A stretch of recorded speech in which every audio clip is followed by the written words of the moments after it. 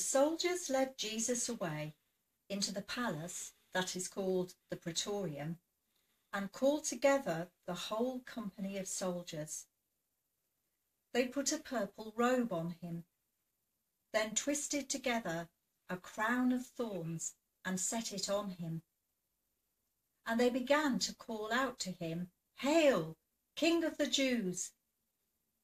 Again and again they struck him on the head with a staff and spat on him. Falling on their knees, they paid homage to him. And when they had mocked him, they took off the purple robe and put his own clothes on him. Then they led him out to crucify him. A certain man from Cyrene, Simon, the father of Alexander and Rufus, was passing by on his way in from the country, and they forced him to carry the cross. They brought Jesus to the place called Golgotha, which means the place of the skull. Then they offered him wine mixed with myrrh, but he did not take it. And they crucified him. Dividing up his clothes, they cast lots to see what each would get. It was 9 in the morning when they crucified him. The written notice of the charge against him read, "The King of the Jews." They crucified 2 rebels with him, one on his right and one on his left. Those who passed by hurled insults at him, shaking their heads and saying, "So, you who are going to destroy the temple and build it in 3 days, come down from the cross and save yourself." In the same way, the chief priests and the teachers of the law mocked him among themselves. "He saved others," they said, "but he can't save himself. Let this Messiah, the King of Israel, come down now from the cross, that we may see and believe." Those crucified with him also heaped insults on him.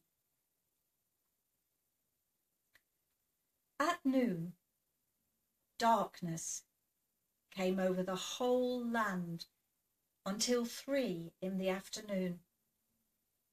And at 3 in the afternoon, Jesus cried out in a loud voice, "Eloi, Eloi, lema sabachthani," which means, my God,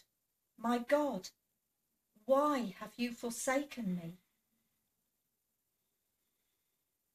When some of those standing near heard this, they said, "Listen, he's calling Elijah." Someone ran, filled a sponge with wine vinegar, put it on a staff, and offered it to Jesus to drink. "Now leave him alone. Let's see if Elijah comes to take him down," he said. With a loud cry, Jesus breathed his last. The curtain of the temple was torn in 2 from top to bottom.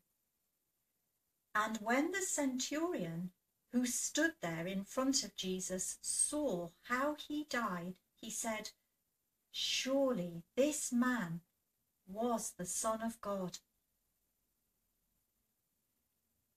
Some women were watching from a distance.